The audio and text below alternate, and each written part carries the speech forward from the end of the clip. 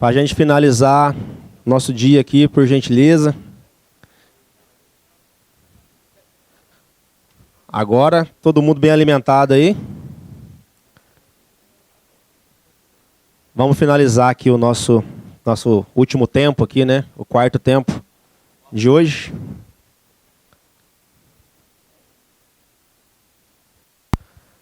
Pessoal, esse slide aqui,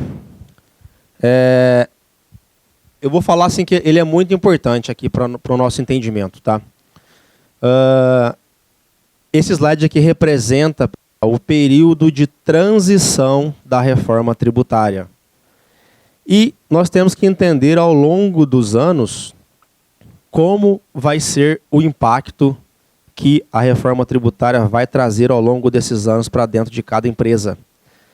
Então ele aqui é um foco, tá? Que eu preciso que vocês se atentem bastante a ele e entendam, né, como é que vai funcionar ao longo dos anos aqui a reforma tributária. Vai existir aqui uma espécie de escalonamento, ok, das alíquotas, e eu vou tentar passar para vocês aqui, ano a ano, como é que vai ser.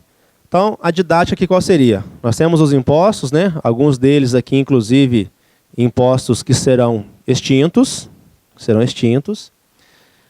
e versus o ano que ele vai ser implementado ou extinto. Então, vamos lá. 2026, pessoal, onde nós estamos sempre batendo na tecla aqui, que é o início da reforma tributária, 2026... não temos alteração no PIS e COFINS, nem no ICMS, tá? E nem no IPI. Então, 2026 nós vamos ficar conforme nós estamos hoje com relação aos impostos já existentes. Não vai mudar. Não vai mudar. Qual é a novidade para 2026? O que é que, de fato, então, nós temos que nos adequar para 2026? Com relação ao IBS e ao CBS, nós teremos aqui alíquotas de teste imputadas a cada uma desses impostos, tá? Que deverão ser informadas nas notas fiscais de venda. Nas notas fiscais que vão incidir a operação. Então, aquele cadastro que eu falei para vocês, que é um cadastro novo, né, que é a Seclestrib, ela é uma espécie de CST, onde ela vai determinar qual é a tributação que aquela operação vai ter. E a gente vai ter que enquadrar essa Seclestrib lá naquela operação, se eu sou regra geral, se eu sou redução de 30%, redução de 40%, redução de 60%, isento ou imune de IBS e CBS. Tá? Independente se a minha operação vai ter ou não a Seclestrib, eu sou obrigado a informar na nota fiscal, tá? E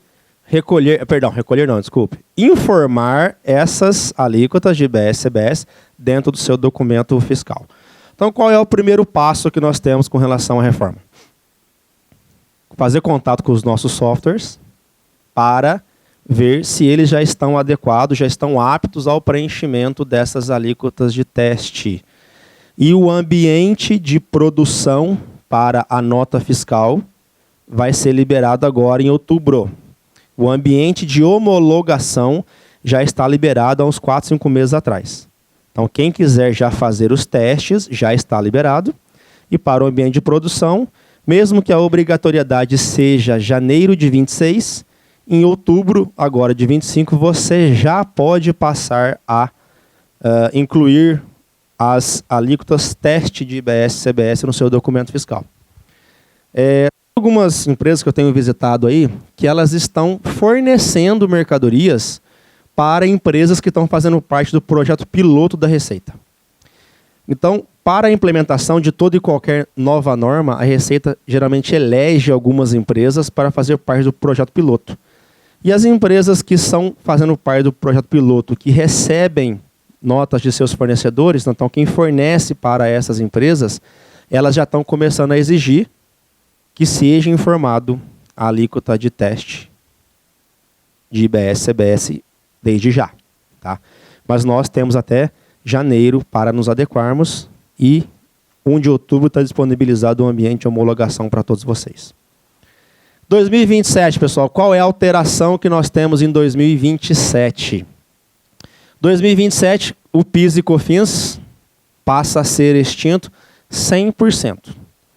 Então, não haverá escalonamento de alíquotas de IBS, CBS ou ICM, ou PIS e COFINS, né, para o ano de 2027 com relação ao PIS e COFINS. Ele é extinto 100%, 100%, e entra o CBS no lugar desses dois, na alíquota estimada entre 8,8% a 9,30%. Essa alíquota ainda vai ser divulgada agora, brevemente. Nos próximos meses deve estar para divulgar essa alíquota. No caso de cartórios, ele só recolhe ISS, né? Como é que vai ficar nesse caso aí? Vai.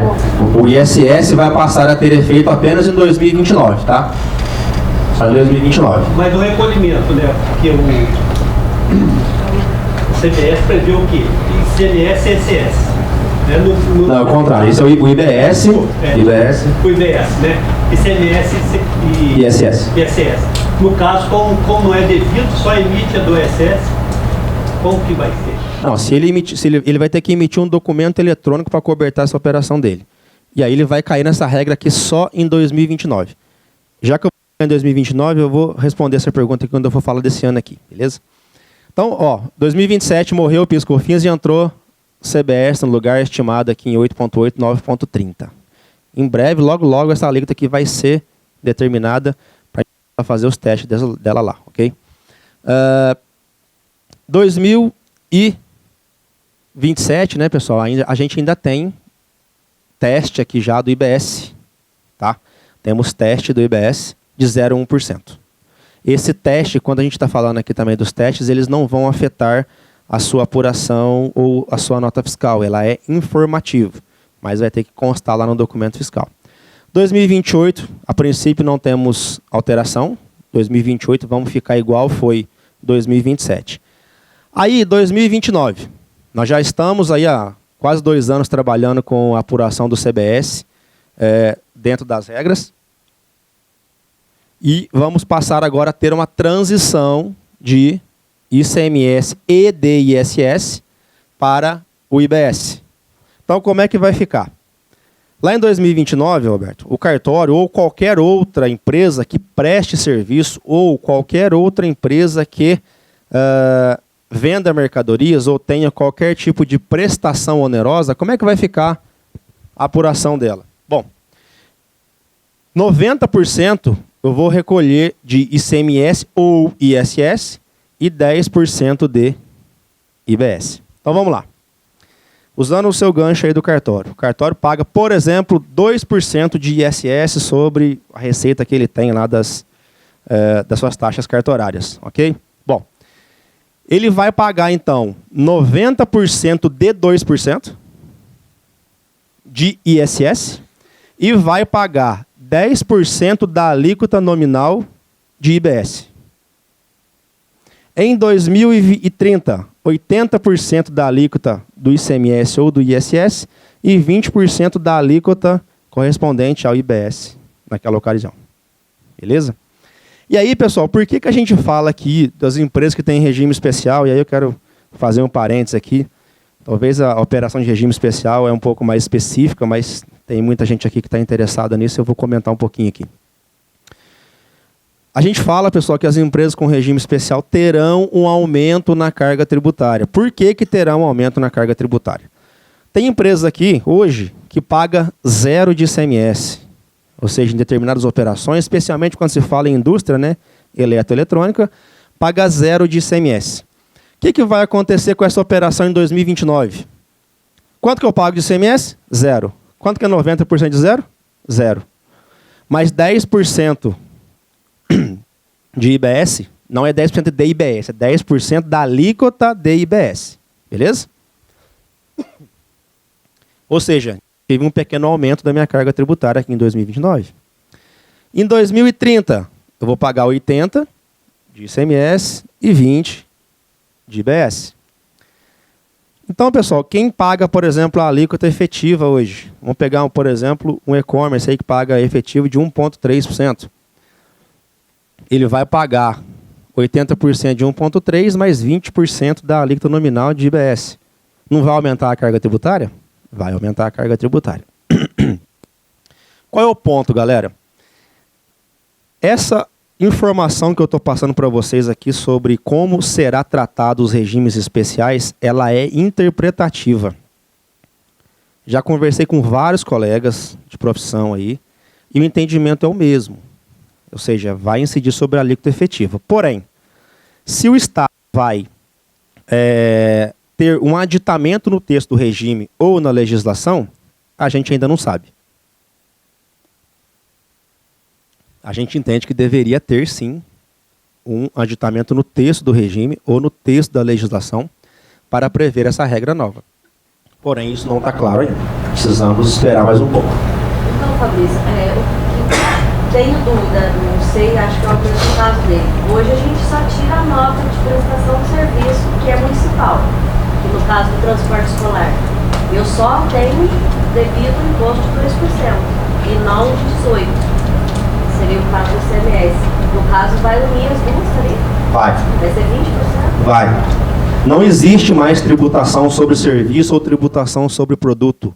Existe tributação sobre operações onerosas. Então, sim, vai incidir sobre tudo. Beleza? E aí, pessoal, até 2032 nós vamos tendo esse escalonamento, né, entre receitas de ISS, ICMS e do IBS. Ok? O IPI. Como é que vai ficar o IPI? Ele fica, né, a partir de 2027, ele fica reduzido a zero. Mas tem um ponto aqui para a gente falar sobre os produtos da Zona Franca de Manaus. Daqui a pouquinho a gente vai falar sobre ele. Fica reduzido a zero, mas os produtos que são produzidos na Zona Franca de Manaus, eles vão continuar tendo IPI. É meio doido de entender isso aqui. Então eu vou deixar para falar sobre a Zona Franca de Manaus quando chegar no slide dele, tá? E vamos ter também, no início de 2027, né, o IS, que a gente também vai falar sobre ele, que é o imposto seletivo.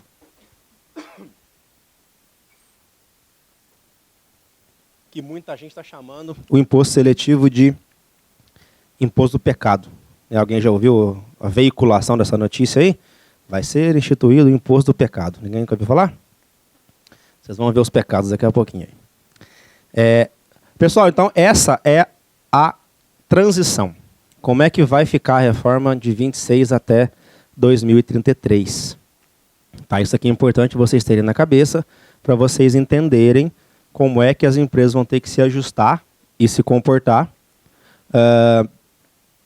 ao longo dos próximos 7 anos. Beleza? Em 2026, pessoal, o artigo 348 lá da lei, ela traz o seguinte, que se a empresa cumprir as obrigações acessórias, ela fica dispensada do recolhimento do CBS e IBS, ou seja, aquele teste, sabe, aqueles 09, 01, se ela cumprir a obrigação acessória, ela não precisa recolher. E se ela não cumprir, ela teria que recolher. Só que, qual que é a obrigação acessória que existe hoje para a reforma tributária? Ainda não foi instituída. Então, qual é a interpretação sobre esse ponto? Qual é a interpretação? De que a obrigação acessória é você informar essas alíquotas de teste em suas notas fiscais. Informei isso nas minhas notas e fiz parte da apuração assistida de teste, eu já estou ali cumprindo a obrigação acessória. Então, informar em 2026 é compulsório, é obrigatório. Mesmo que seja um período de teste, nós somos obrigados a informar essas alíquotas de teste dentro das nossas notas fiscais. Seja ela de serviço, ou seja ela de produtos, ou de fatura de locação, ou de qualquer outro tipo de coisa. Tem que informar lá, ok?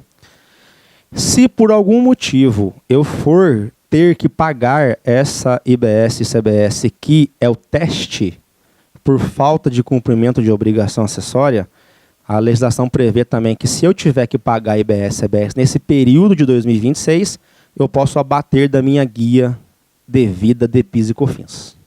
Tá? Então, a reforma em 2026 não tem nenhum cunho financeiro, mas ela tem um cunho compulsório de informar essas informações na nota fiscal que vai transacionar as mercadorias ou serviços ou demais prestações onerosas. Tá?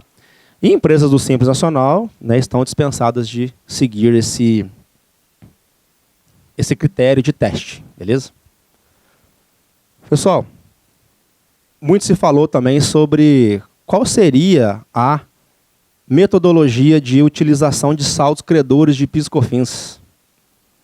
Não só de PIS e COFINS, mas também de ICMS.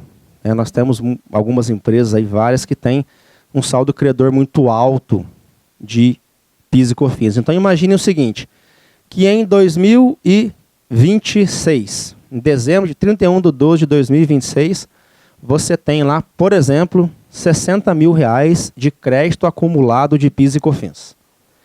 O que vai acontecer com esse crédito se, em 1 de janeiro de 27, esse imposto vai ser extinto? Eu vou perder? No começo nós já achamos que sim, mas agora a legislação trouxe uma regulamentação para isso. Não perco mais, tá? Eu vou fazer uma homologação e diz a lenda que o processo será simplificado. Teremos que ver se é isso mesmo ou não é, né? E eu vou poder utilizar esse crédito em até 60 meses para abatimento da CBS. Então, se eu tive, por exemplo, R$60 mil de crédito acumulado de PIS e COFINS em 31/12/2026, em 2027 esse imposto morreu, eu vou pegar R$1.000 por mês desse imposto e vou abater na minha apuração de CBS. Então, previamente eu tenho que homologar e depois eu faço o abatimento. Ao fim dos 60 meses, se por qualquer motivo eu não tive CBS suficiente para fazer o abatimento, aí sim eu vou pedir um ressarcimento em dinheiro desse saldo credor. Ok? Então quem tiver saldo credor de PIS e COFINS não vai perder, mas vai demorar aí 5 anos para reaver esse crédito. E se vocês estão achando que o crédito de PIS e COFINS está longo, vocês vão ver agora o de ICMS. Porque todo mundo sabe que o Estado está quebradão, né? O Estado está se lascando. Então, ele dificultou um pouco mais, tá? Também vai poder aproveitar os créditos, ok? Vou poder levantar lá. Vou ter que homologar também. E alguém já homologou crédito de ICMS aqui no Estado? É de chorar, viu? Crédito de ICMS é duro de homologar. Homologuei, fiz, né, o levantamento dele lá. Eu vou poder abater o crédito com o IBS do Estado. Não posso abater o crédito de ICMS com o IBS município. Eu somente vou poder abater com o IBS Estado. E eu terei até 20 anos para poder compensar esse ICMS. 20 anos. 240 meses. É mês com força, né? É um financiamento na casa, né? Minha casa, minha vida. Minha casa, minha dívida, não é isso? E vai poder ter a possibilidade de transferir esse crédito aí para empresas do mesmo grupo econômico. Então, o ICMS ele foi mais lento, né? Muito mais lento para poder recuperar. E tem empresas aqui em Pouso Alegre que eu conheço, pessoal, que tem milhões de crédito de ICMS parado. E vai ficar parado se não conseguir dar um fim nisso até 2029, que é quando vai começar a implantar aí a transição, né, do IBS. Pessoal, imposto seletivo. Acho que é um dos últimos temas aqui para a gente finalizar o nosso dia de hoje aqui, tá? O imposto seletivo, igual eu falei para vocês aí, ele foi batizado aí pela mídia de imposto do pecado. Está sendo instituído o imposto do pecado. Então, produtos e serviços que são prejudiciais à saúde ou ao meio ambiente, ou considerados de luxo ou supérfluo, serão tributados de IS, que é o imposto seletivo. Oi? Combustível não. O ambiente não. E outra coisa, eu estava dando uma olhada, se eu não estiver enganado, até a gente estava fazendo um debate no escritório, depois eu preciso até confirmar. A cerveja entrou no IS. A cerveja vai ser devido ao IS. Cerveja, chopp, vinho, champanhe. Mas a aguardente não.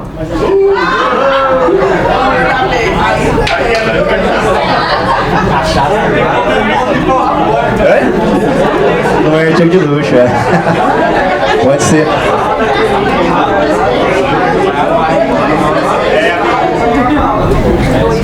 Então, pessoal, esse foi o batismo aí que a turma deu, né, de imposto do pecado, tá?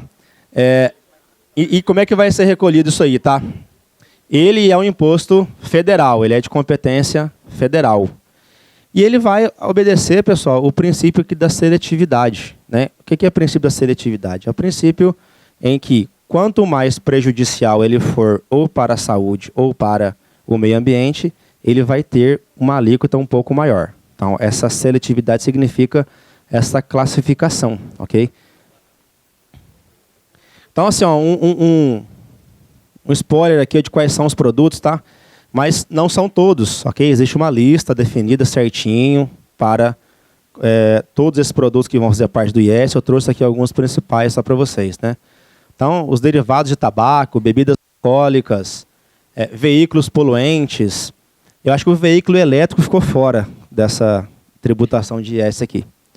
Bens de luxo, embarcações, aeronaves, joias e tal, também ficou fora. E extrações de bens minerais. Aí é o seguinte, ó, o petróleo lá, que é a origem do combustível, ele vai ser, ok? Lá na extração do petróleo. Aí depois, ele não passa mais tendência na cadeia tributária. E esse imposto, pessoal, ele é um imposto cumulativo, ou seja, quem vai ser o recolhimento, quem vai ter o recolhimento desse imposto são as indústrias. São as indústrias ou a primeira empresa que vai dar início à cadeia tributária daquele produto aqui no Brasil. Então, ou seja, ou é uma indústria ou é um importador. Um dos dois passará a ser contribuinte do IS. Ah, mas e o comprador dessa mercadoria, o atacado ou o varejo? Vai pagar IS? Não, esse IS é pago uma única vez lá na cadeia tributária, lá no início da operação, então nós não temos demais incidência. Como ele é cumulativo, obviamente que eu não tenho incidência de crédito. Então o comprador, essa mercadoria, se ele não vai pagar, eu também não vou ter, né, não vai pagar na venda, eu também não vou ter crédito sobre a operação. Ele é monofásica, né? Incide somente lá na indústria, no extrator do meio ambiente, que prejudica o meio ambiente, ou no importador. E esse imposto ele vai também ser destacado no documento fiscal. Vai ter um campo específico lá para ele para poder informar a incidência do IS no documento fiscal, que também vai para a split, que também vai para a apuração assistida e tudo mais. Lembrando também que o IBS e o CBS não vão integrar a base do IS e nem vice-versa. Então, essa história que nós temos hoje, né, de que um imposto incide sobre a base de cálculo do outro imposto, isso não vai acontecer. Isso não vai existir. Nenhum imposto, a partir da implantação da reforma tributária, vai incidir sobre a base de cálculo do outro imposto. Então, ambas as bases aqui serão o valor da operação sem os próprios impostos, porque todos eles serão impostos por fora. Não teremos mais imposto por dentro. Beleza? Alguma dúvida aí do IS? O IS é bem simplesinho mesmo assim, ele não tem muita dúvida sobre ele, porque a implantação dele é bem mais simplificada. Tá? E a Zona Franca de Manaus, pessoal? Lembra que a gente falou lá no quadrinho de transição que nós tínhamos uma tratativa diferente para a Zona Franca de Manaus com relação ao IPI, ok? Então é o seguinte, fica mantido o IPI para produtos produzidos na Zona Franca de Manaus, conforme lista a ser divulgada. É meio estranho ler isso, né, mas a interpretação é um pouco diferente. Por quê? Hoje nós sabemos que a Zona Franca de Manaus não paga IPI, ok, não é isso? Ela tem benefício para a PIS/COFINS, ela tem benefício para o próprio ICMS. Eu costumo falar que a Zona Franca de Manaus é quase outro país dentro do Brasil, porque ela tem uma regra totalmente dedicada e específica para ela, naquela zona, né? Naquela zona franca. E aí, pessoal, como a reforma tributária quer tentar trazer essa igualdade de tributação de todo o país, uma dos benefícios, né, que tentaram trazer para a Zona Franca de Manaus é o seguinte, bom, o IPI fica mantido para produtos produzidos na Zona Franca de Manaus. Mas vamos entender o que isso aqui quer dizer. Não quer dizer que quem está em Manaus fazendo produtos vai pagar IPI. Não é isso. Não é isso. Os produtos que são produzidos lá e também são produzidos fora dela, aí sim esse produto vai ter IPI. Então, vou dar um exemplo. A moto Honda da Amazônia, ela fica lá em Manaus. A produção das motos da Honda são lá em Manaus. E eu quero abrir uma fábrica de moto aqui em Pouso Alegre. Legal. A moto Honda da Amazônia que está lá em Manaus não vai pagar IPI. Mas eu que estou aqui no Sudeste, vou pagar IPI. Ok? Então, se o meu produto for produzido lá, eu tenho que pagar IPI estando aqui. Estando aqui. E aí vai ser divulgado uma espécie de chip nova, né, que vai constar essa informação se o produto é ou não produzido na Zona Franca de Manaus. Quando eu for emitir o meu documento fiscal, já vai constar essa identificação lá dentro dessa operação também. Ok? Quem está dentro da Zona Franca de Manaus vai poder ter algum tipo de crédito presumido, é o que está prevendo a legislação. E quando eu vender para a Zona Franca de Manaus, né, estou vendendo para lá. Hoje, a gente, quando vai vender para a Zona Franca de Manaus, você entra lá no site, sobe XML, faz um tal de PIN, né? PIN, sinal, tinha um monte de coisa para poder fazer lá. E aí você não tributa PIS/COFINS, você não tributa ICMS, você não tributa IPI, não é isso? Então, já acaba saindo uma venda para a Zona Franca bem mais barata. E vai continuar mais ou menos assim. Também não vai destacar das nossas notas de venda IBS e CBS. Mas eu vou poder me creditar, tá? Se eu estiver aqui vendendo para a Zona Franca de Manaus, comprei dos meus fornecedores que estão situados fora da Zona Franca de Manaus, eu vou poder me creditar normal. Então, esse lance do IPI, pessoal, ele é muito interessante aqui, ó. Vou falar dele de novo, para a gente frisar bem na cabeça aqui, ó. A moto Honda da Amazônia que está na Zona Franca de Manaus não vai pagar IPI. Mas para equalizar a tributação aqui, se eu tiver uma fábrica de moto, eu vou pagar IPI aqui. Ok? Vocês sabem por que existe essa diferença tão grande de tributação na Zona Franca de Manaus para o resto do país? Porque lá é difícil pra caramba de chegar. O transporte para aquela região norte do país é muito difícil. O André já comentou algumas coisas sobre isso lá com a gente, né? É muito difícil. Tem que pagar até pedágio para os índios lá, senão você não chega na Zona Franca de jeito nenhum, entendeu? Então é mais complexo essa questão logística. Por isso que existe esse benefício para empresas que estão situados aí nessa operação. Beleza? Nessa localização, aliás. Tá. Vendo? Deve continuar. Talvez vai ter algum tipo de atualização mais simplificada, linkada na nota fiscal, mas eu acredito fortemente que se você incluir, na minha opinião, você vai incluir o cliente que o endereço dele está dentro da Zona Franca de Manaus e colocou corretamente o C-Class-Trib, ele vai automaticamente trazer para você a autorização ou vai ficar pendente, mas dentro da própria emissão da nota. Vai ser mais automatizado, eu acredito que é hoje. Pessoal, vendas aí para órgãos governamentais não muda, tá? Incide normal IBS, CBS. Hoje tem algumas vendas destinadas a alguns órgãos, aí, Estado, governo federal e tal, que você pode aplicar algumas isenções. Então, quando eu vou vender, fornecer e licitação, por exemplo, assim, eu posso usar de algumas isenções, tá? Mas agora não vai ter, a incidência vai ser normal. Eu não vou ter benefício de IBS, CBS ao vender para órgãos governamentais, sejam municipais, estaduais e federais. Vai ter a mesma coisa, ok? Eles não são contribuintes, né? Então, os órgãos governamentais não são contribuintes dos seus próprios impostos. Mas, ao vender para eles, eu vou ter que tratá-los como se fosse um consumidor final e fazer o recolhimento do meu IBS, CBS daquela operação. E a gente está entendendo também, pessoal, que quando vocês forem fazer aquela carta proposta, que chama, não é isso? Quando você vai participar de licitação, já vai ter que constar lá o valor separadamente, o que é mercadoria e o que é imposto. E montar um orçamento total com as informações de forma discriminada. Né? Vai precisar ter lá um pouco de transparência na hora de fazer a parte comercial das licitações, dos pregões lá. Beleza?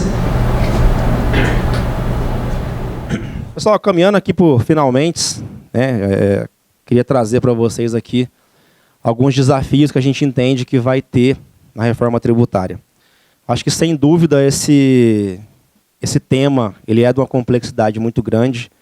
Um dia só nós não conseguiríamos passar, de fato, 100% do que a legislação trouxe sobre isso. Nós pegamos, de fato, aqui os pontos mais importantes para vocês. E a gente quer trazer aqui alguns pontos, né, que a gente entende que vocês têm que se atentar. Né? Esse pilar aqui, a gente acha que ele vai ter que ser olhado por vocês de forma muito rápida. Não vai poder demorar para isso acontecer. Principalmente a parte de sistema.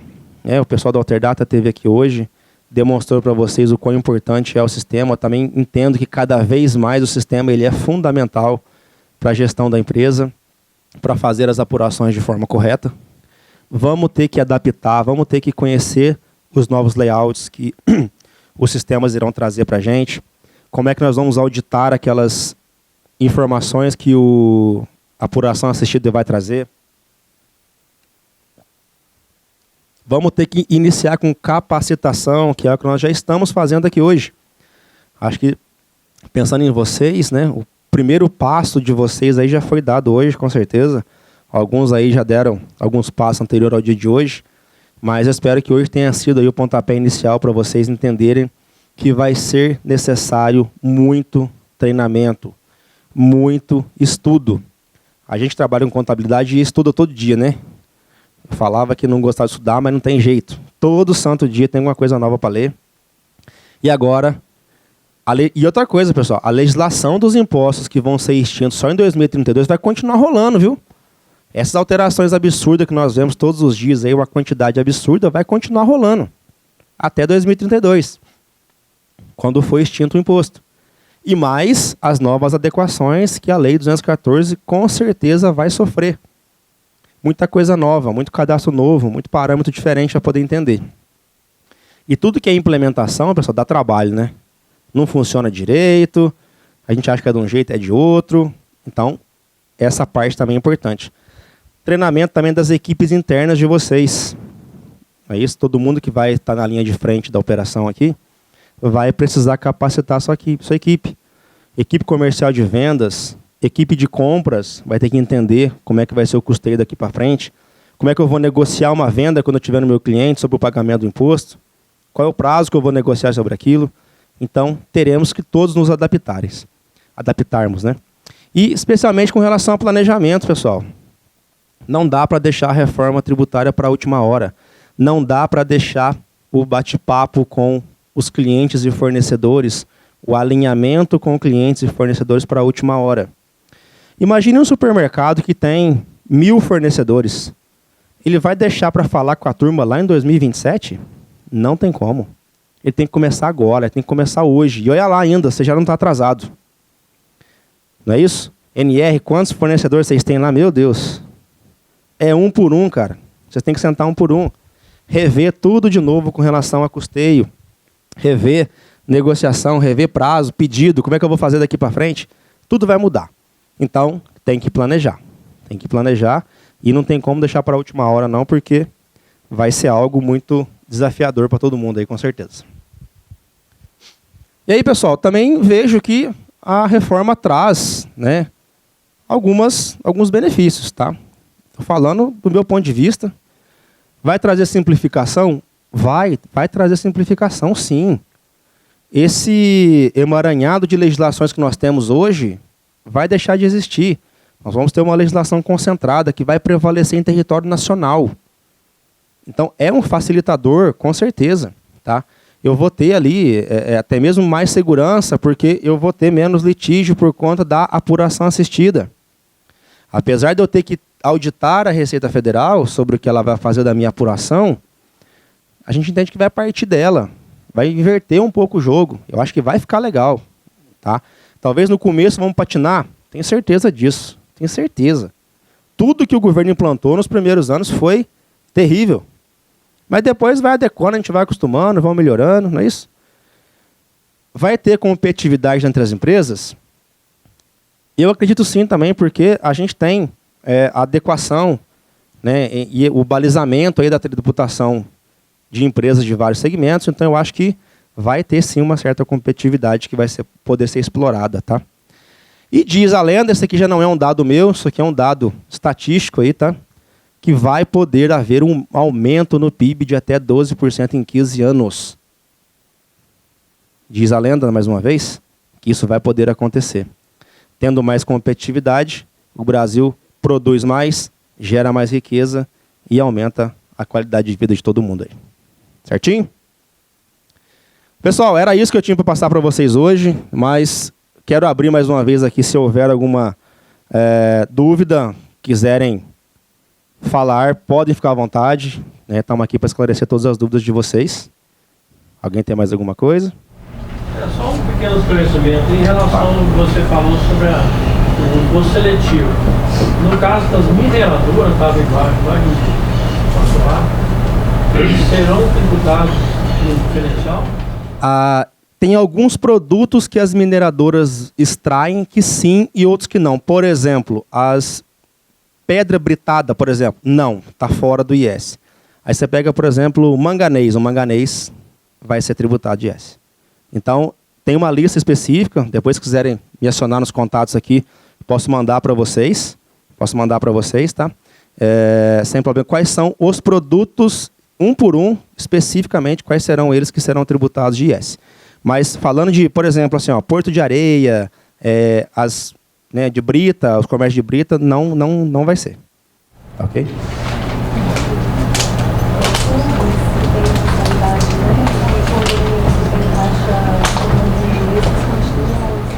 Continuam porque... Isso, exatamente. Se for atividade ligada a essa atividade do clube ou do condomínio, por exemplo, assim, isso não vai ser caracterizado receita. Agora, se o clube tem um imóvel e aquele imóvel ele aluga para um terceiro, aí essa receita vai ter que ser. Mesma coisa o condomínio.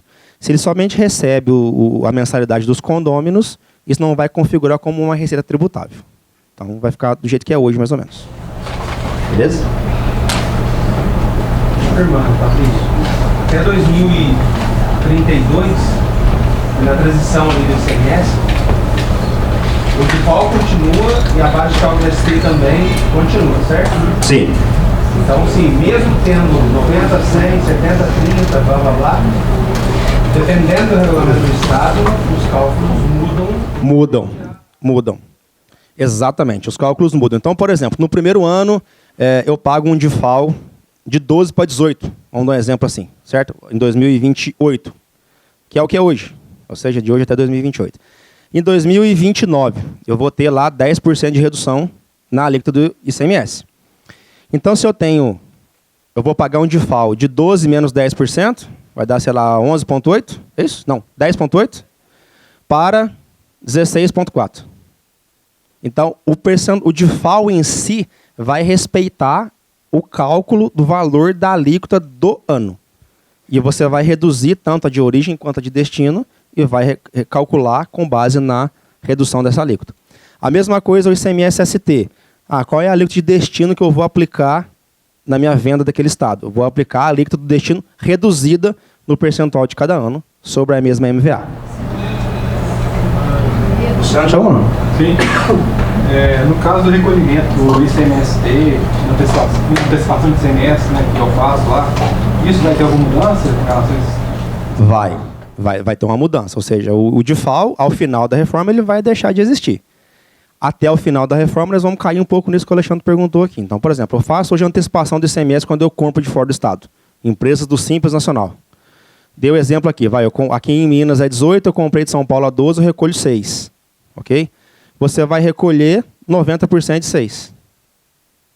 No ano de 2030, você vai recolher 80% de 6. E assim por diante. Até morrer. Até acabar. Até zerar. Mais alguém, pessoal? Tranquilo? Sucesso, então. Todo mundo entendendo tudo. Vamos chegar e aplicar agora a reforma tributária em todas as empresas. Pessoal, tá aqui os meus contatos, tá? Quem ainda não tem, tá aqui o contato meu, tá aqui o contato do Luiz Fernando. A elaboração desse material, pessoal, foi feita por mim e pelo Luiz Fernando. É um material exclusivo aqui da Alta Visão Contabilidade. Quem tiver alguma dúvida, que não tiver meu contato ainda, pode me adicionar aqui no WhatsApp, pode me ligar. Estamos à disposição aqui para ajudar vocês no que for possível. Tá joia? Obrigado aí pela presença de todos vocês, passar esse dia aqui conosco. Espero que tenha sido proveitoso, tá? E que Deus ilumine vocês no caminho de volta para casa.